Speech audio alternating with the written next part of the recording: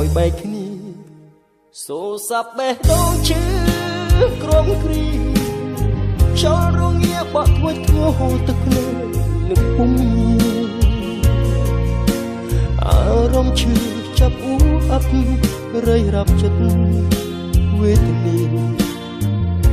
នាមកខ្ទប់ទីស្រែកប្រាប់មកនាងពេលឯកាភ័យខ្លាចភាពកណ្ដោយកណ្ដាលខ្វល់ចំបាយសោកសង្រេងវងវែងមិនអាចថ្លាថ្លែងដើម្បីអូនបានសុខសួរឈឺចាប់តែម្នាក់ឯងស្មានមិនដល់វាមានស្នេហ៍ត្រូវប្រែជាផ្សែងបងខំបងភ្លេចតែភ្លេចមិនបាន